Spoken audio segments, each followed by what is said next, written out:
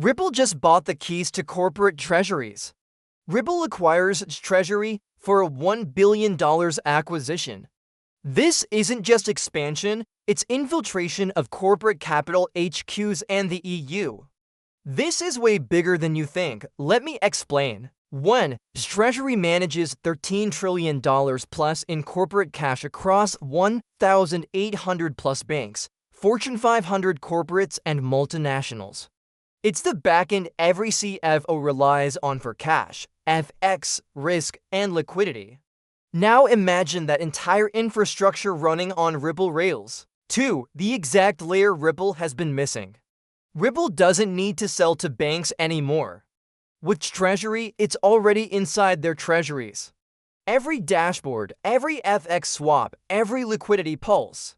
Quietly routed through Ripple Tech. And what's Ripple Tech? XRPL. 3. The Ripple EU PSD2 connection. Europe's PSD2 law forced all banks to open APIs for payments plus liquidity. RippleNet's API framework is already ISO 20022 native, the same data model PSD2 mandates. Treasury's clients, all PSD2 compliant. Ripple just plugged into the EU grid. For the banker at Lord Bilgrave had already leaked the NDA about this deal. Weeks ago, the anonymous insider said Ripple was already inside the same rails as Visa and MasterCard. Everyone laughed. Now Ripple buys Treasury, the backbone of 1,800 plus banks. He didn't guess, he knew. 5. Ripple Custody. Ripple now controls Metaco EU Custody, Standard Custody US regulated, Treasury corporate liquidity. That's custody plus liquidity plus settlement, the entire stack. 6. The identity layer. Next comes the K-proof identity, privacy credentials, and cryptographic KYC.